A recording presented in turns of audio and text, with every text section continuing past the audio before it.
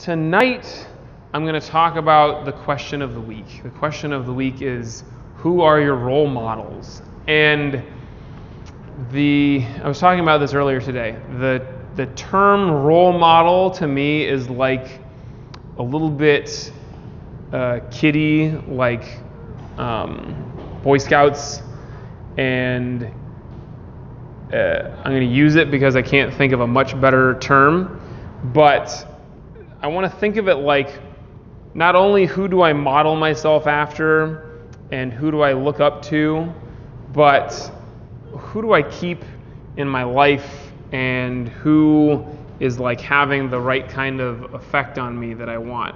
So if you stop and think about it for a bit, you can think of a lot of role models that you've had. If you have had no role models in your life, then you've had a very strange life, I guess. But most of us, we start off with parents or older siblings, somebody in the family who we look up to. And so I would love to say that I was a role model for my brother, and I'm sure in some sense, at least later on in life I was. Early on, not so much. We just fought, threw each other around all the time. But our parents, my parents are great. They know a lot of stuff.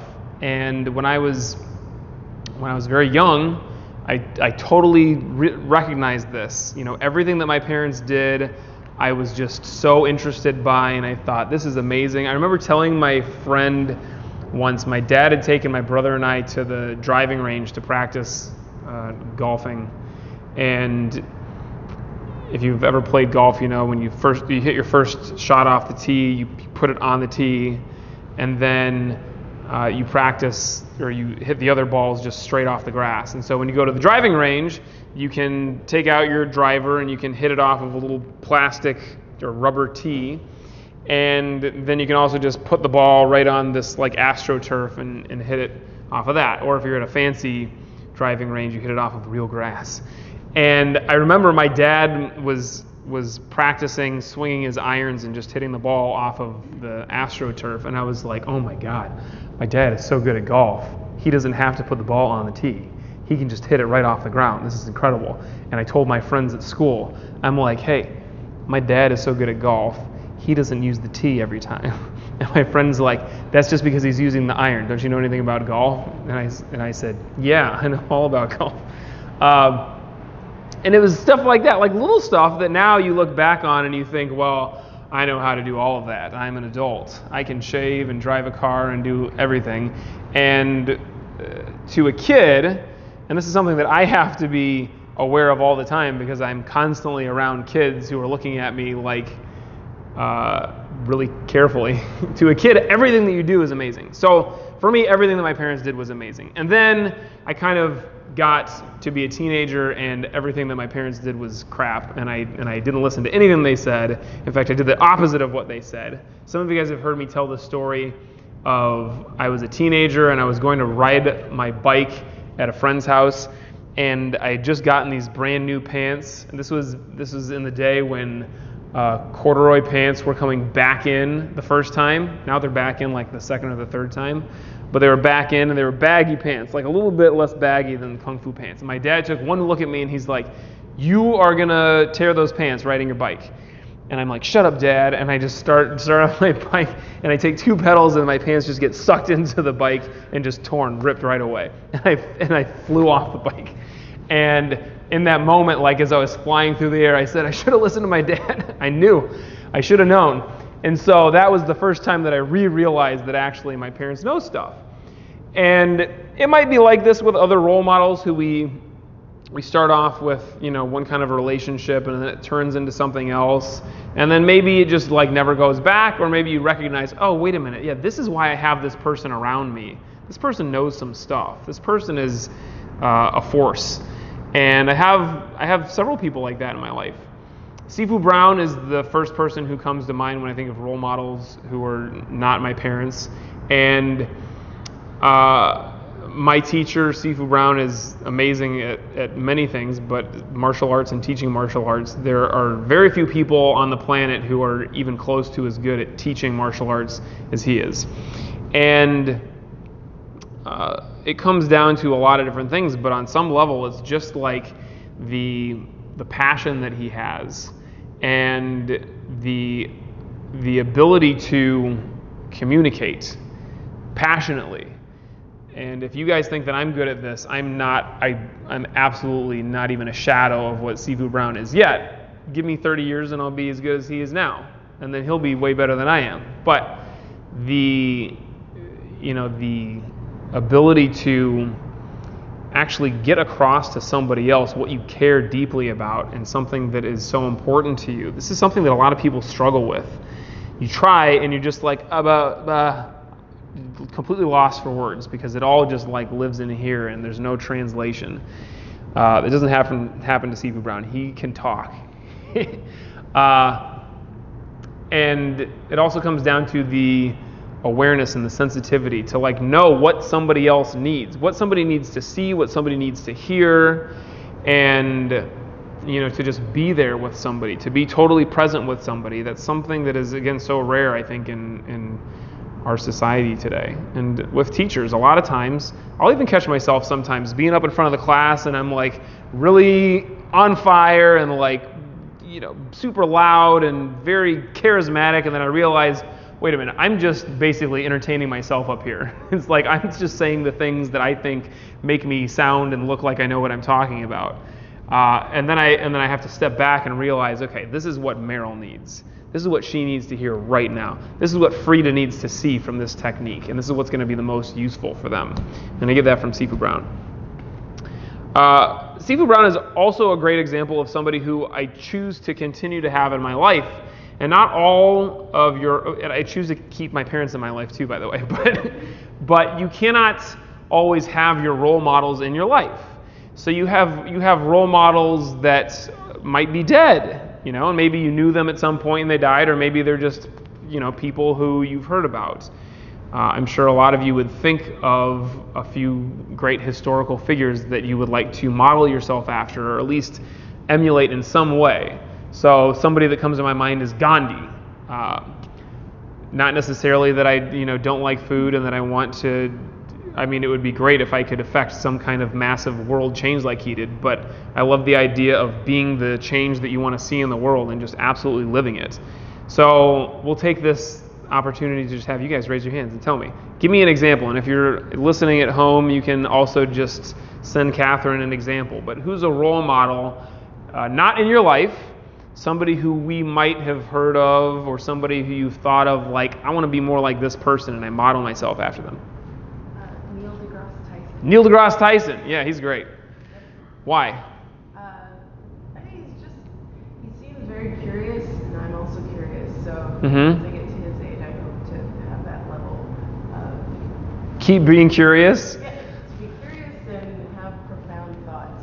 Mm-hmm. And then use his knowledge to expand whatever's going on. Yeah, so this is important because a lot of times we think of people and it's like, we think, I want to say the same type of stuff that this person says.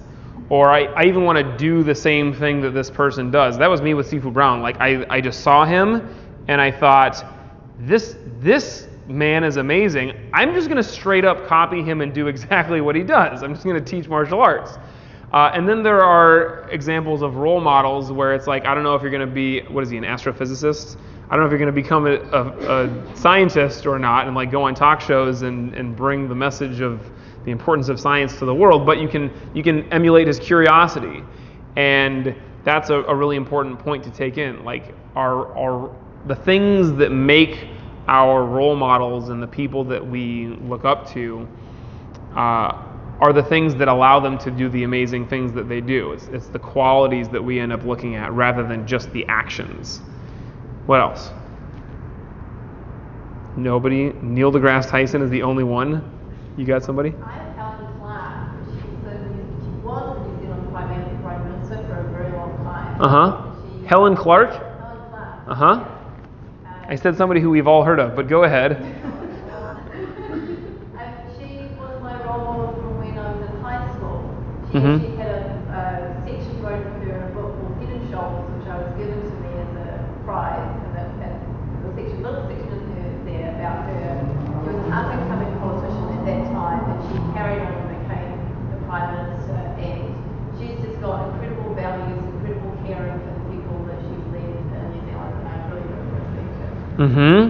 Yeah, I remember a time when politicians were seen that way as being very caring and all that. But yeah, this is, to see the path that somebody takes, like they started here and now they get to there, is always super inspiring, amazing.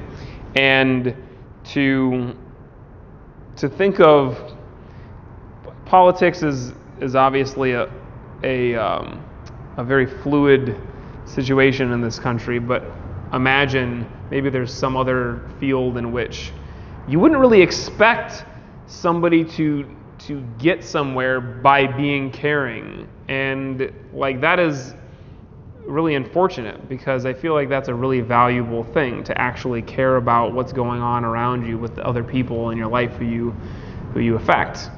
And kind of seen, especially now and in this country, is seen as like a weakness, I think, to be caring and to like really care about other people and to be kind of wrapped up in what's happening with them and to feel that.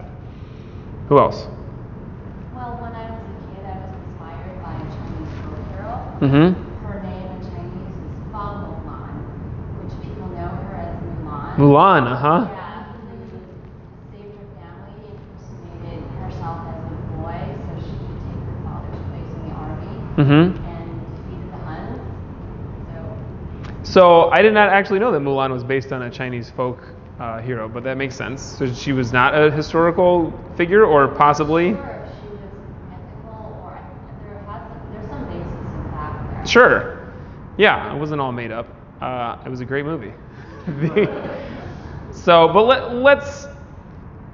let's say that maybe she was, cobbled together from pieces of stories of other people, and you could absolutely have a mythical figure as a role model, somebody that you look up to, and there are certain qualities that heroes have in stories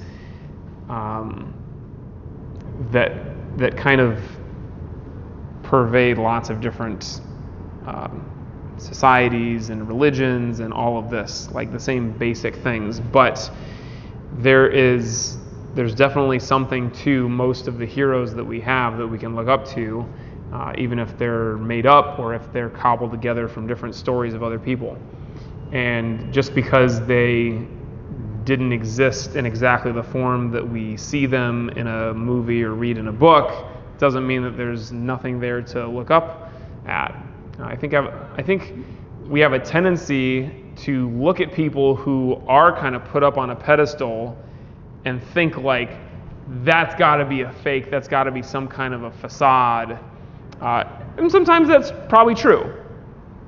And then there's another way of looking at people and thinking like, well, this is what I see in them. This is a really powerful thing to be able to do, is to see people, everyday people in our lives, as being heroes or being role models. We have a tendency to you're definitely doing one of these two things. You're either making people around you small or you're making them big. And I'm not saying that you have to make somebody out to be a hero and over the top, like ridiculous stories in your head about them, but you can hold somebody up to a standard, or you can kind of think of them in a way that is inspiring to you, rather than focusing on the stuff that is less inspiring. Or a lot of times what we do is we have people, especially in our lives who we're close to, who we have a tendency to go the other way with. And it's not just like being annoyed by somebody, it's really just like I kind of think of them as being little.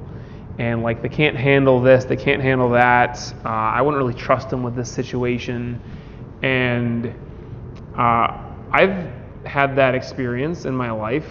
Sometimes I have it with students, sometimes I have it with staff members, sometimes I have it with, other people and family and friends. And it is really a conscious choice. We think of it like, if somebody is a role model, or if somebody, is really worth looking up up to and emulating, it's because of the things that they do, and it's because of the way that they are. And that's only part of it. The truth is, it really comes down to how we choose to see somebody. And if you are the kind of person that chooses to see people as being really big and chooses to hold people accountable to something greater and expect something from people, then you will notice that they have a tendency to rise to the challenge and rise to the occasion. And this is a privilege that I have teaching you guys, is you come in and I don't care who you are, you suck in the beginning. You are absolutely terrible. And there are varying degrees of that, but nobody is just great when they start. You're all some kind of bad. And yet I see in you, or I choose to see in you, and everybody who walks in here, some kind of potential, some kind of like, this person could make it. This person could get to a certain level of skill and understanding and, really take the philosophy into their life. And I have people who come in here and straight up, I had a guy the other day tell me, he walked in off the street and said, I need to learn how to fight. I want to fight. And this is not a young man. This man is should not be getting into fights. And I said, oh. And the first thing that I have in my head is like, who is this guy? I don't want to be teaching this person. I don't want to even be talking to them right now. And then I remember, no, maybe I was a little bit like that when I was a kid. I don't know. I'm not going to be like that when I'm his age. But maybe there was some point in my life, or there are people who come in here and they think that's what they're supposed to say, or whatever. And so I asked him about it, and he said, I've got a girlfriend. She lives in such and such country. It's over like in Eastern Europe, and she's got an ex-boyfriend who's basically stalking her, and I went to visit her the last time and he attacked me, and so I need to be able to defend myself and her son against this man. And I still didn't really like it, because I don't want people to be getting into fights at all if you can avoid it. But I thought of another student who we had here years ago who actually came to me because he was going to jail. He had been sentenced to jail, and he was going in a couple of months, and he said, I'm not interested in fighting anybody, but I want to be able to defend myself, and I'm going to this situation that is, could be really dangerous. And so I accepted him as a student. He was a great guy with a great attitude, had made one terrible mistake in his life, and practiced with me and got so much out of it, and really got the philosophy. Wrote me a letter from prison, and was meditating and practicing every day in his cell, and came back and practiced, and is just a great guy. The thought that I had when I was talking to this man this week was, okay, well, maybe this is the reason that he's coming in, but I can hold him to something higher. I can have him come in and I can teach him how to poke somebody in the eye and break somebody's knee, but I can also teach him how to meditate, and I can, have him understand that this is what real martial arts is about, and this is what's possible to get out of practice. But so often, we hear what people say and we see what they do, and we think that's what this person is capable of. And we have to recognize that the way that we are interpreting, I'm making up words now, the way that we're interpreting somebody's actions or words is our interpretation. It's not necessarily reality. So I invite you to look at the people in your life and ask yourself, who am I keeping around me? Are these people who are empowering me, or are these people who are dragging me down? Are these people who I'm looking up to, are they really emulating the kinds of qualities that I want, not just actions, but also qualities that I want to have in myself? Or are they people who just make me feel comfortable? A lot of times we keep people around us who make us feel comfortable because human beings love to be comfortable. But you cannot grow when you're just comfortable. You have to be pushed. You have to feel uncomfortable. That's part of my job. Some of you guys have noticed if you've been in the Yellow Sash test, it's a big part of my job to make you feel very uncomfortable. And this is how you grow, is by getting, squeezed and pushed and kind of put through the fire, and then you come out on the other side a little bit stronger. So are the friends that you have, the relationships that you have, are these people, first of all, are they kind of emulating the kind of person that you want to be? But are you thinking of them in that way? Are you holding them to be big, or are you keeping them small? And how do they look at you? Because if you have a bunch of people in your life who look at you and think of you as being very small and incapable and, in general weak, then that is the kind of person that you're going to be, at least around them. But if you have people around you who are really looking at you and expecting you to be something, then you are going to have a tendency to step up and do that. So just always remember, this goes both ways.